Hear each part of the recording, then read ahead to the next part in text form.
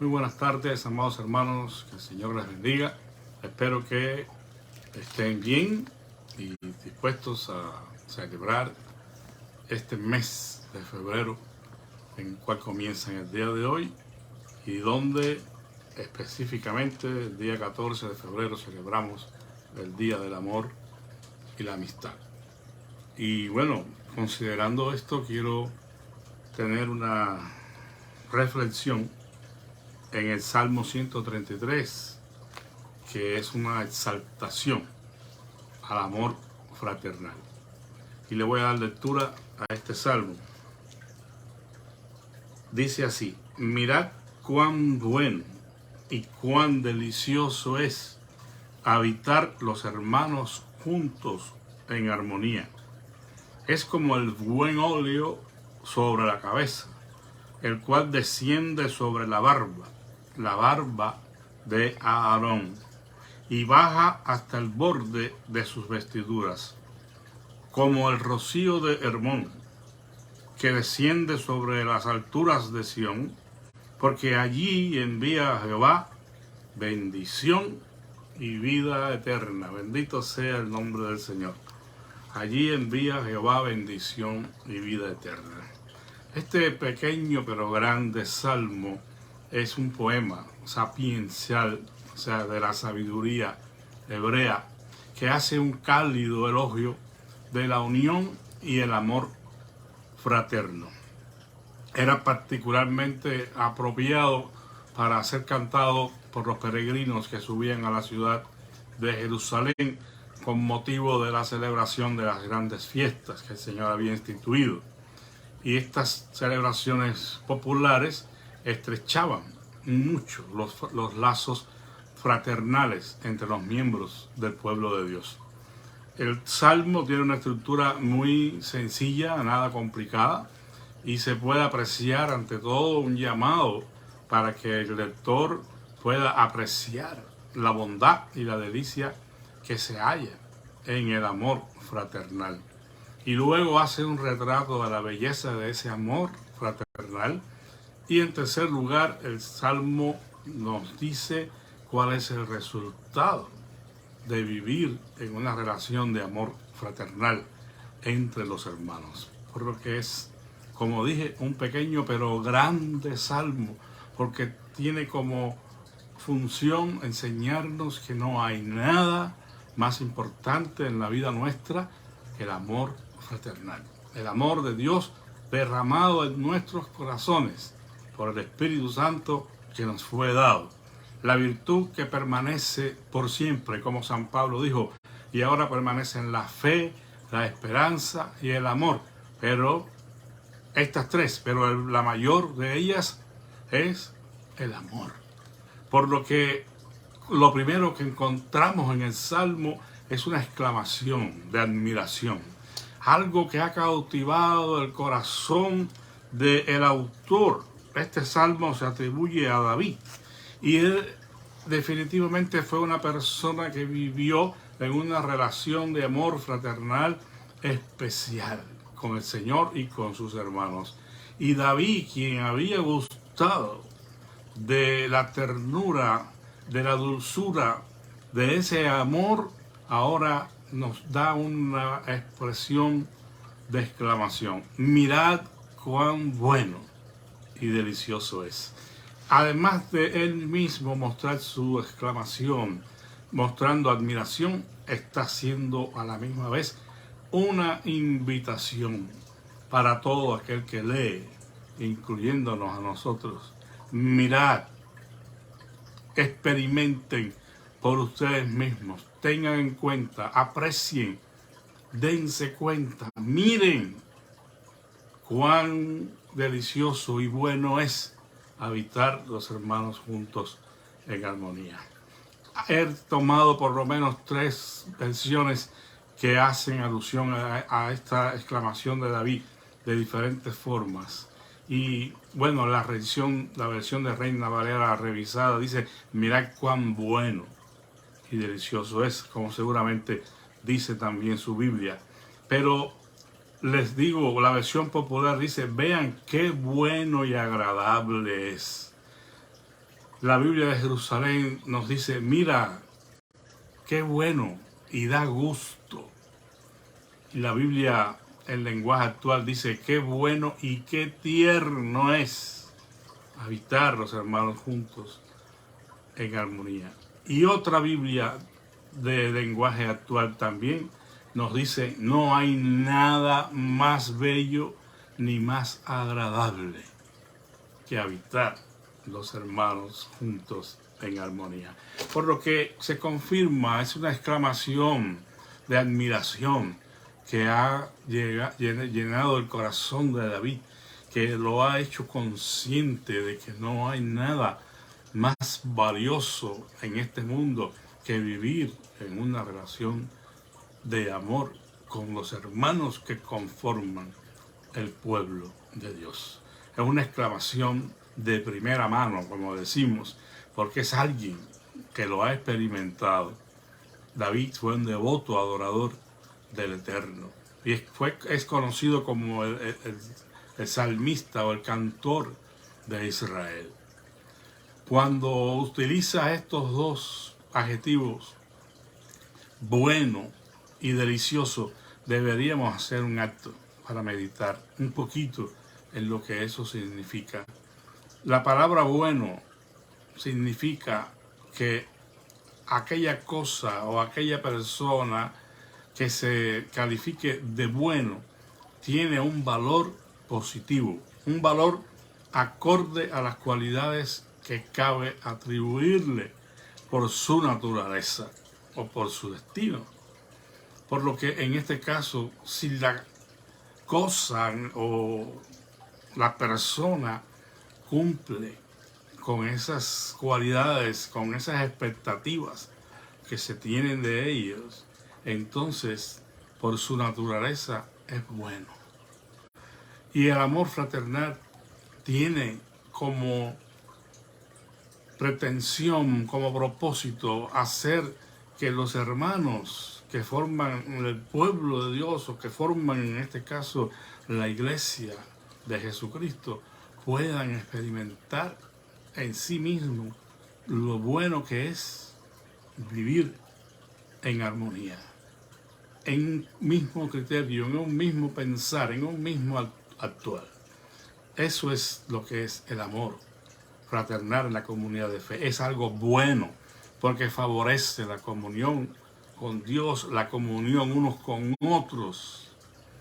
Hace bien a la comunidad de fe y hace bien a la comunidad en la cual nosotros vivimos, porque de otra manera Jesús no hubiera dicho que los creyentes serían sal de la tierra o serían luz del mundo, porque de la forma que estamos llamados a influenciar como creyentes en Jesucristo, en el mundo en que vivimos, es a través de nuestro amor. Si nosotros no podemos vivir en armonía, amándonos unos a otros, estimándonos unos a otros en el contexto de la fe, no podremos ser llamados iglesia. No podremos ser llamados pueblo de Dios, porque el distintivo más grande que puede tener el pueblo de Dios o el creyente es el amor que llena y desborda en sus corazones. La Escritura es clara y dice que el amor de Dios ha sido derramado en nuestros corazones por el Espíritu Santo que nos ha sido dado. Y estamos llamados a vivir en amor para que el mundo crea.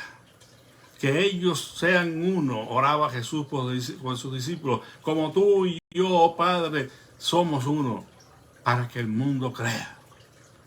El mundo no va a creer por una predicación poderosa, por mucho que hablemos, por mucho que le prediquemos y le llamemos al arrepentimiento y a la fe, si ellos no están viendo en nosotros un ejemplo de amor fraternal. Mirad cuán bueno, y añade delicioso. Además de ser algo útil y apropiado para algo, lo que calificaría al amor fraternal como algo bueno, dice que además es delicioso, es decir, es gustoso, es apetecible, es agradable. Por eso es que la gente, cuando ven a los cristianos viviendo en una relación de verdadero amor fraternal, tienen que decir, como dijeron de los primeros cristianos, mirad cómo se aman. Ojalá esas sean las palabras que estemos haciendo brotar de los labios de aquellos que no conocen a Dios y nos miran. Que puedan decir, mirad cómo se aman, no cómo se pelean, no cómo se muerden y patean unos a otros, porque eso sería negar la fe que profesamos. Es muy serio este llamado que Dios nos hace a vivir en amor fraternal. David está diciendo que si hay algo bueno y delicioso en la vida del creyente, esto no está en ninguna cosa material. Esto no está en el alcance de las metas y los propósitos que nos hagamos. Eso es bueno y sin duda trae satisfacción a la vida cuando estamos alcanzando lo que estamos alcanzando en la voluntad de Dios. Sin embargo, David no está haciendo alusión alguna a ningún propósito que hayamos alcanzado, a ninguna meta que nos hayamos propuesto, hayamos alcanzado, o las cosas materiales que llenan la vida y dan satisfacción. No está diciendo eso. Él está diciendo que si hay algo bueno y agradable es que los hermanos vivan en una relación de amor fraternal, que sea aceptable delante de los ojos de Dios. Y eso es algo que nos conmueve. Lo dice de la unidad y el amor entre los hermanos. Vivir en armonía en el contexto nuestro de la iglesia de hoy, ¿qué podrá significar? Bueno, hermanos, simplemente significa que a pesar de las diferencias que podamos tener, porque las hay y son muchas, es decir, hay una diversidad, incluso en lo que Dios mismo nos ha dado para servirle, los llamamientos que Él ha hecho específicamente a cada uno de nosotros. Ahí hablamos de una diversidad de personas con diversidad de caracteres, diversidad de dones, diversidad de habilidades, pero a pesar de eso debe existir entre los hermanos que conforman la comunidad de fe una unión que signifique estar todos unánimes en un mismo sentir, en un mismo pensamiento y en una misma acción. La palabra que ya los hermanos de sus flores deben estar cansados de escuchar, pero que siempre se las digo, es la ejat. Estamos llamados a vivir en una ejat. La unidad que hay entre el Padre y el Hijo es la unidad que Dios espera que exista entre Cristo y su iglesia y entre los hermanos de la iglesia. Porque de otra manera no podremos llevar adelante la obra de Dios. Tenemos que estar unidos en un mismo sentir, en un mismo pensamiento y en una misma acción, a pesar de la diversidad que nosotros podamos tener. La unidad de la iglesia, hermanos, fue un asunto muy importante para Jesús, de los futuros creyentes que vendrían. En Juan 17 Él ora por esa unidad y le pide al Padre que sus discípulos fueran uno, como Él y el Padre eran uno. Ya lo mencioné. Entonces, si Jesús, antes de partir de este mundo, intercede por los creyentes para que sean uno, entonces deberíamos tomar muy en serio estas palabras. El apóstol Pablo habla de la unidad de la iglesia en Efesios 2 y continúa desarrollando el pensamiento en muchos otros lugares, pero la iglesia debe guardar la unidad del Espíritu, que es el vínculo de la paz, la unidad que Dios mismo ha logrado, pero que ahora espera que nosotros guardemos. Bendito sea el Señor. Vivamos en armonía unos con otros y estaremos trayendo alegría al corazón de Dios. Si algo satisface al Padre es ver a sus hijos andar en la verdad, ver a sus hijos amándose genuinamente unos a otros, cuidándose, protegiéndose los unos a los otros, dando honor al otro antes que a uno mismo. Eso es amor fraternal. Estar reunidos en un mismo lugar, eso lo hacen hasta los hijos del diablo. No se espera que la unidad de la iglesia sea concebida en esos términos, porque un montón de gente unida en un lugar, eso lo vemos a diario. Pero la iglesia es más que un montón de gente reunidas en un lugar. La iglesia debe ser el pueblo que se reúne para adorar a Dios, para alabar y bendecir su santo nombre, para trabajar en pos del reino de Dios en un mismo sentir, en un mismo pensamiento y en una misma acción. Eso es lo que el Señor quiere que sea su iglesia, su pueblo, un pueblo distinguido por el amor fraternal. El Salmo, después que exalta el amor fraternal como algo que es bueno y delicioso y nos hace un llamado a que lo podamos apreciar nosotros, nos hace una descripción hermosa en forma poética, porque ya dije, es un poema sapiensal. Dice entonces que ese amor es como el buen óleo. Bendito sea Dios. Saben que para la consagración del sumo sacerdote se utilizaba un aceite perfumado con las mejores plantas aromáticas que pudieran existir. Quiero solamente, para si usted quiere después estudiar pasaje, en Éxodo capítulo 30, versículos del 23 al 33, para que usted pueda por un momento pensar que él tenía David en mente cuando dijo que el amor fraternal es como el buen óleo. Dice, habló más Jehová a Moisés diciendo, tomarás especias finas de mirra excelente, 500 siclos, y de canela aromática la mitad, esto es 250, de cálamo aromático 250, de casia 500, según el ciclo del santuario, y de aceite de olivas 1 hin.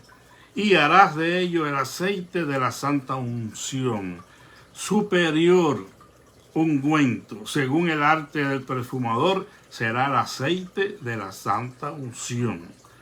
Con él ungirás el tabernáculo de reunión, el arca del testimonio, la mesa con todos sus utensilios, el candelero con todos sus utensilios, el altar del incienso, el altar del holocausto con todos sus utensilios y la pila y su base. Así los consagrarás y serán cosas santísimas. Todo aquel que tocare en ellos será santificado. Ungirás también a Aarón y a sus hijos y los consagrarás para que sean mis sacerdotes. Y hablarás a los hijos de Israel diciendo, este será mi aceite de la unción santa por vuestras generaciones. Sobre carne de hombre no será derramado, ni haréis otro semejante conforme a su composición. Santo es, y por santo lo tendréis vosotros. Oiga ahora esto, cualquiera que compusiere ungüento semejante y que pusiere de él sobre extraño, será cortado de entre su pueblo. Bueno, solamente para que tengamos una idea de lo que significaba para David y sobre todo lo que significa para Dios el amor fraternal. El amor que Él ha derramado en nuestros corazones para que vivamos en una relación única con Él y los unos con los otros. Este aceite era un aceite, como podemos deducir del pasaje que hemos leído, que era único, un aceite que nadie podía componer a su criterio. Moisés recibió la receta directamente del Dios Todopoderoso y le indicó las medidas de cada ingrediente que debían formar el aceite. Ahí Moisés no podía decir, o el perfumador, creo que 5 gramos de estos haría mejor el aceite. Nadie podía atreverse a hacer el aceite de la Santa Unción de otra manera más que la que Dios había ordenado. Amados hermanos, era el aceite de la Santa Unción. Dice además que no se podía derramar sobre ningún hombre común, ni se podía preparar otro aceite igual a ese. El que infringiera estas disposiciones divinas sería eliminado de entre su gente, lo que significa en hebreo haber cometido un pecado de muerte, caret. Pecado caret, tenía que ser cortado de la comunión de su pueblo. Imagínense, hermanos, cuán importante es que vivamos bajo la unción del Santo, la cual se nos ha dado a todos los creyentes. Y esa unción, lo que la distingue es el amor fraternal. No es que estemos allí gritando y haciendo escándalo, reprendiendo al diablo y supuestamente ocurriendo milagros y danzando y corriendo por el templo. Nada de eso. Ni siquiera si pudieran manifestarse allí y ocurrir milagros extraordinarios. Lo que distingue a la comunidad de fe y que realmente impresiona al Señor es la calidad del amor en la que vivamos los unos con los otros. Y esa es la virtud que debe ser mostrada, como ya dije, a los no creyentes. Los no creyentes no van a ser convencidos de la verdad de Dios, sino es a través del testimonio de lo que es el pueblo de Dios viviendo en armonía, en unidad, unos con otros. El Salmo dice también que este aceite era muy costoso. Definitivamente, los ingredientes, las medidas, todo eso tenía un costo muy elevado. Pero eso no debía ser un problema para ellos. A veces escatimamos en cuanto a las cosas que queremos hacer para el Señor. Y estamos pensando si alcanza o no alcanza, y vamos a ver, llenen esta tarjetita de promesas de fe, o echen tanto, lo que puedan, el pomito, y hay que estar mendigando a veces, cuando la obra de Dios debería ser la prioridad. Y como en aquella ocasión que se pidió para la construcción del tabernáculo, sobró, tanto traían que el mismo Dios tuvo que decir, ya, digan que ya. Porque cuando hay una buena disposición, cuando hay unidad de criterio, pensamiento y acción, hermanos, no hay ningún tipo de regateo con el Señor. No vamos a escatimar absolutamente nada. Y este aceite era costoso, sí, pero había que hacerlo como Dios lo había ordenado. ¿Y quién dijo que el ministerio, que el seguir a Jesús sería sencillo? Sería algo allí que lo vamos a hacer como podamos y vamos a dejarlo para las últimas opciones. Primero tengo que suplir esto y esto. Tenemos una lista de prioridades y el Señor está allá atrás por si sobra algo. No, amados hermanos, tenemos que esforzarnos en dar lo mejor al Señor. Lo mejor que podamos nosotros, aún al sacrificio personal si fuera necesario, como aquella mujer viuda que dio las únicas 2 moneditas que tenía. Tenemos que entender que a Dios no lo impresionamos por las grandes cantidades. No piense que porque usted pueda dar un cheque de $2,000 de ofrenda o de diezmo, lo que sea, según las creencias de cada quien, eso es suficiente. Y con eso tendremos a Dios, como dice el dicho, agarrados por las barbas. Mire, lo que impresiona a Dios es la humildad del corazón, es la ofrenda de las intenciones. Cuando las intenciones son puras y verdaderas, son santas, de agradables ante el Señor, no importa si son dos blancas las que podamos dar. El Señor Jesús lo dijo, a toda esta gente, haciendo referencia a los ricos que habían dado, han dado de lo que les sobra, pero esta mujer ha dado todo lo que tenía. Por lo que usted solamente asegúrese de que es un verdadero adorador y que está colaborando con todo lo que usted es y tiene en la medida que usted lo puede hacer. Porque Dios mira la fidelidad, no necesariamente la cantidad. Recuerda, hay muchísimos pasajes, pero la parábola de los talentos debería también darnos a nosotros un claro mensaje. El Señor repartió a cada quien según la capacidad que tenía. Y el Señor esperó que ellos trajeran una inversión de lo que se les dio.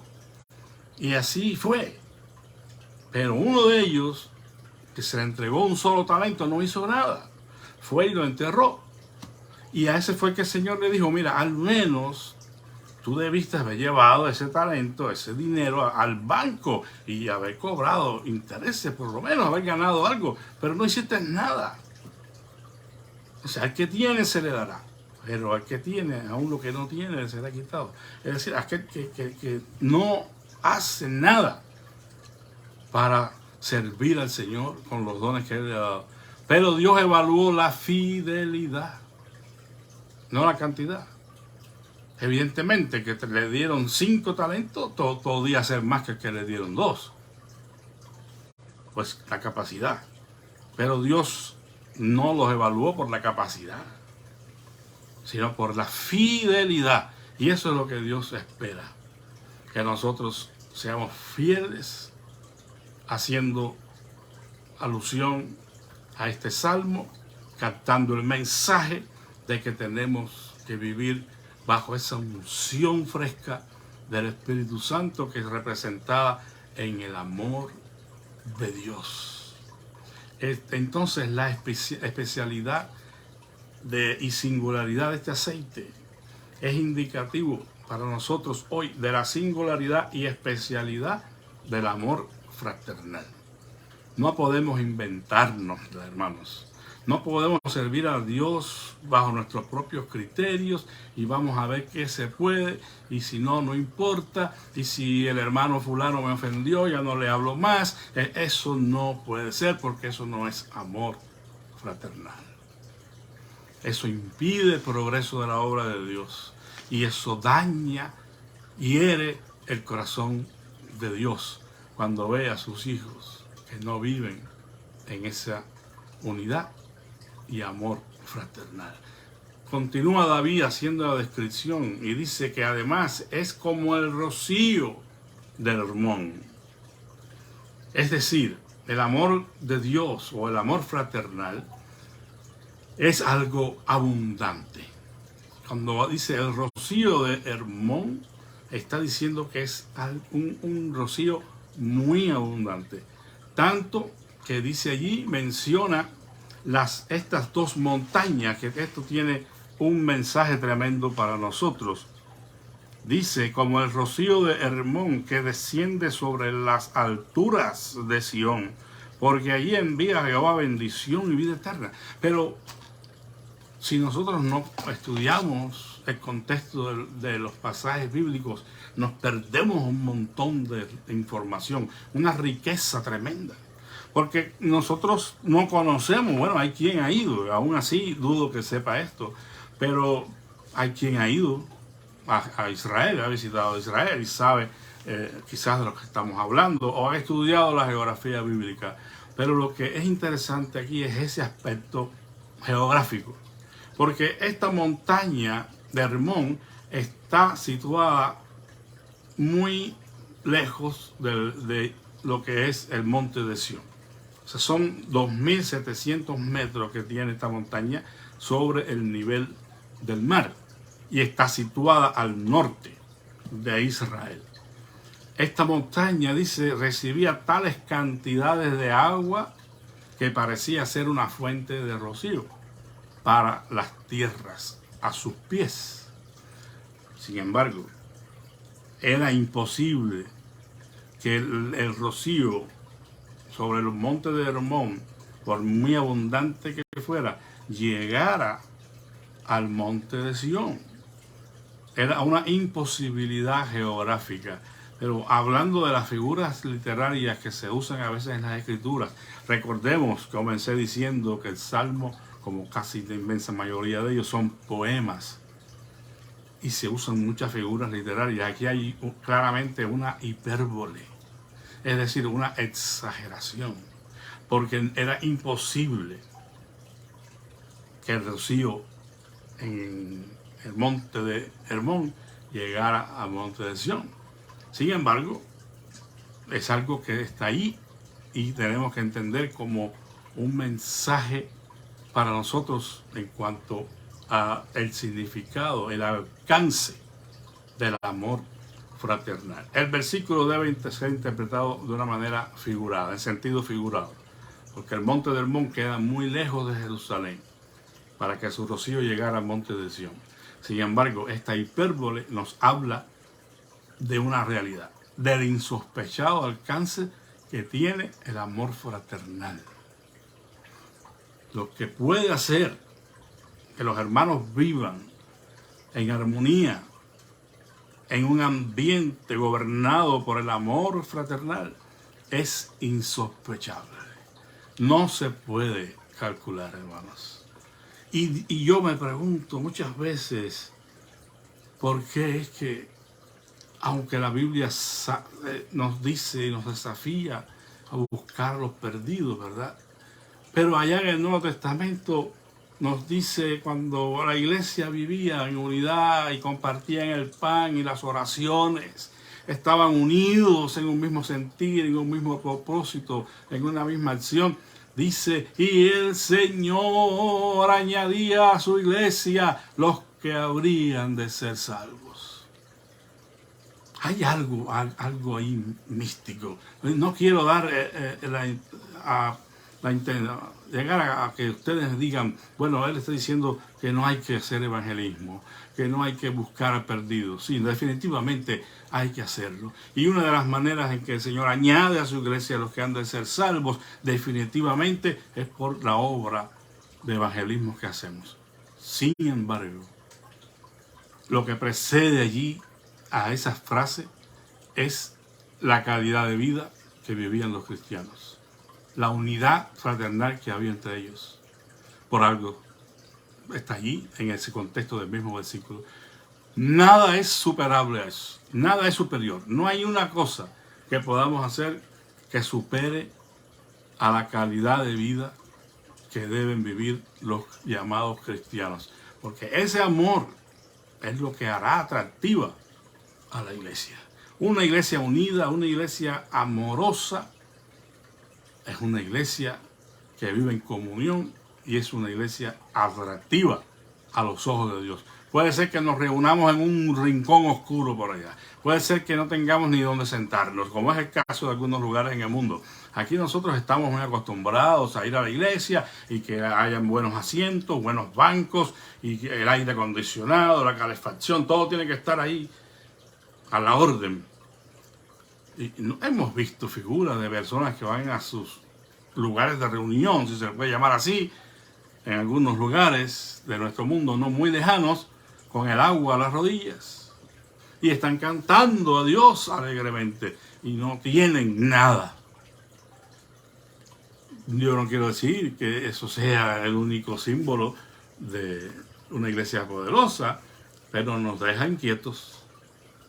Nos deja inquietos. Si la gente puede ir a adorar en semejantes condiciones, hermanos, a nosotros cualquier viento platanero, como decimos en Cuba, nos mete dentro de la casa. Y cualquier cosa ponemos por excusa para dejar aún nuestras responsabilidades. Dios tenga misericordia de nosotros, porque mientras que sí tenemos que estar conscientes de que hay situaciones especiales, por otra parte tenemos que reconocer que falta combustible. ¿Cuál es el combustible? El amor fraternal, el amor de Dios en nuestros corazones, que hace que la llama arda y que nada ni nadie la apague. Bendito sea el nombre del Señor. David termina el Salmo diciéndonos cuál es el resultado de eso. ¿Cuál es el resultado de que los hermanos vivan en armonía? Estén de acuerdo unos con otros, luchen por la misma causa unos con otros, que sea el amor su distintivo y que se derrame el amor de Dios en esas congregaciones. Dice David, porque allí envía Jehová bendición y vida eterna. Aleluya. No a otro lugar. No a las grandes catedrales o a los grandes templos que tengamos. Nada tienen que ver los asientos o los bancos o los instrumentos musicales que podamos tener. Realmente ninguna de esas cosas, por muy necesarias y buenas que sean, podrán sustituir o podrán llenar los requisitos para que Dios envíe allí su bendición y vida eterna. Es decir, Dios envía su bendición y vida eterna sobre los hermanos que viven en armonía, en amor unos con otros. No importa dónde se congreguen, si es en el gran templo, o es en el solar, o es en el fango, o en la tierra, sin techo alguno sobre sus cabezas. Esas cosas no determinan que Dios envíe su bendición y vida eterna. Es sobre la comunidad de fe que ha creído en el Señor Jesús como su Señor y Salvador y que le aman sirviéndole en santidad y obediencia todos los días de su vida. La bendición, una palabra hebrea, beraka, es una palabra que contrasta. Porque a la hora de hablar de bendición en la Escritura, el propósito de Dios es también que sirva de contraste con lo opuesto, que sería la quelalá o la maldición. Cuando dice que Dios envía su bendición, no es necesariamente que Dios envía cosas materiales, y que Dios envía dinero, y que Dios envía alimentos, y casas, y camiones, y aviones. No. La bendición, la veracá del Señor, o la veraca, como lo queramos decir, tiene como principal característica la aprobación de Dios sobre esa comunidad de fe. El Señor dijo de Jesús en un momento dado, 2 ocasiones, este es mi Hijo amado en quien yo me complazco, en quien yo tengo complacencia, en quien yo me alegro y me gozo en Él. Esa es la bendición de Dios, el buen decir de Dios. Lo que Dios tenga que decir sobre nosotros como cristianos, como iglesia, como familias, eso es lo que es la bendición. Y evidentemente enriquece, sí, pero enriquece al alma. La bendición de Jehová enriquece al alma y no añade tristeza con ella. Así que ante todas las cosas está señalada en la vida espiritual, en la relación que la persona vive con Dios y con sus hermanos y su familia. Allí es donde Dios envía su bendición. Y eso no quiere decir que esa persona va a tener resuelto todos sus problemas en la vida, como algunos predican por ahí. No, eso no quiere decir que no te va a faltar el pan en un momento dado, o que no puedas perder tu empleo, o que no puedas enfermarte, o que no pueda morir un ser amado. No quiere decir eso. Pero si la bendición de Jehová ha enriquecido tu alma, tu vida, tú tendrás recursos internos para hacer frente a cualquier situación y decir, Jehová Dios dio y Jehová Dios quitó. Sea el nombre de Jehová bendito. Usted estará contento cualquiera que sea su situación y aprenderá a vivir como vivió el apóstol Pablo, teniendo mucho, teniendo nada. Puedo estar contento, cualquiera sea mi situación, dijo el apóstol Pablo. Sé estar en abundancia y sé estar en escasez. Todo lo puedo en Cristo que me fortalece. Ese es el verdadero significado del versículo. No es que yo sea capaz de hacer todas las cosas y lograr todo lo que me propongo. Eso lo han inventado los que tuercen las escrituras. Pero la Biblia no dice eso en ese sentido. Porque San Pablo estaba preso. No tenía nada. Ni libertad tenía física en ese momento. Sin embargo, dijo, todo lo puedo en Cristo que me fortalece. Puedo estar con abundancia y con escasez, pero feliz, bendito sea el Señor. Y la que Alá, que es lo contrario a la bendición, es la maldición. Es cuando Dios no tiene nada bueno que decir de nosotros. Y bueno, no nos vamos a meter en el asunto de las maldiciones generacionales, eso no es el contexto, no quiero hablar de eso, pero simplemente este es el significado esencial de lo que quiere decir. Y la ver acá, la bendición del Señor descansa sobre los que le son fieles. Por lo que entonces no tendríamos que considerar bendición al progreso que muchos otros tienen. Uno dice, mira, esta gente Dios lo está bendiciendo más que yo. Como dijo el salmista en el Salmo 73. Me puse a mirar la prosperidad de los impíos y dije, bueno, he creído en vano.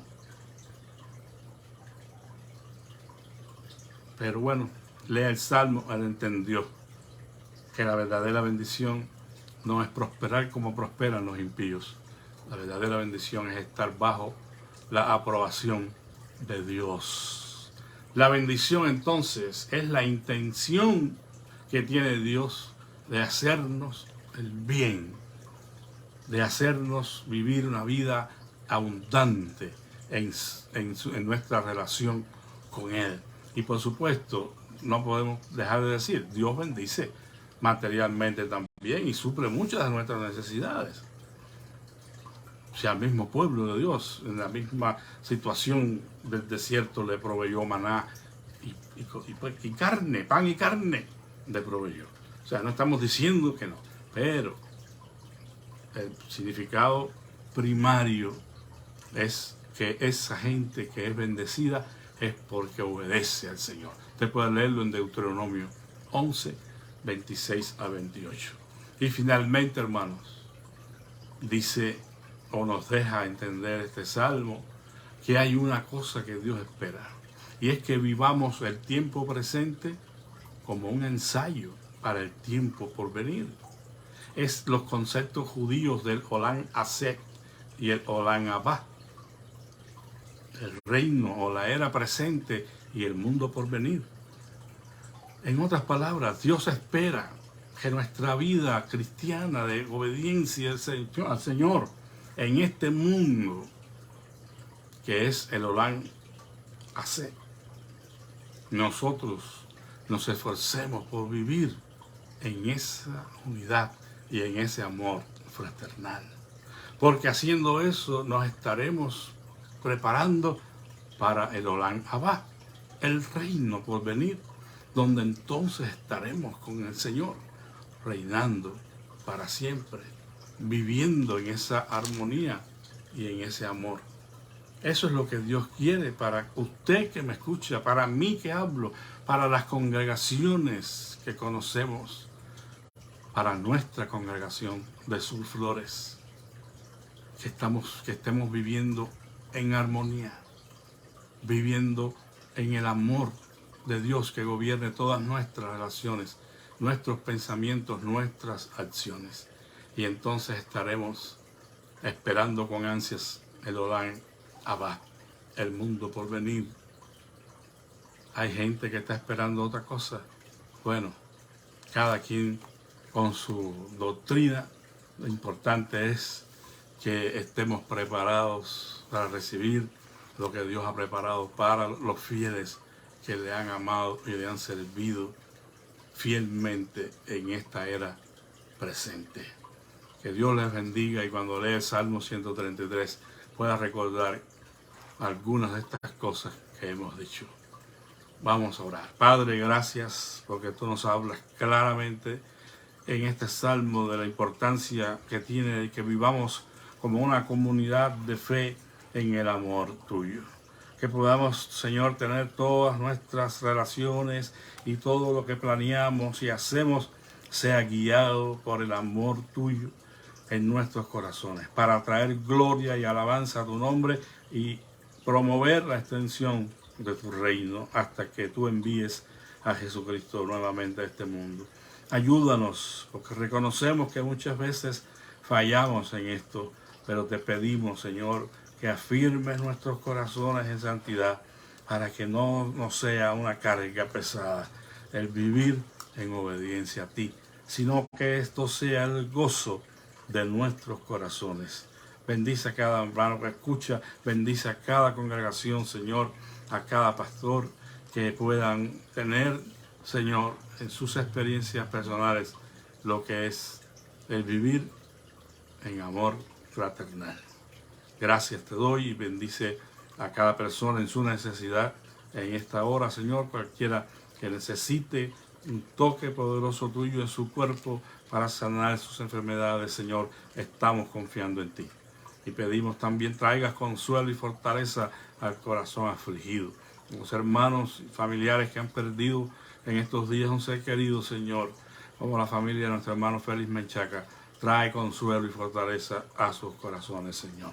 Oh mi Dios, te ruego que guardes a tu pueblo por la inclemencia del tiempo que estamos viviendo y que aun cuando tengamos que tener nuestras actividades a través de internet, allí tu presencia esté presente con nosotros. Te lo suplico humildemente en el nombre de Jesús. Amén. Que Dios les bendiga y que tengan un excelente día. La paz de Cristo sea con todos. Amén.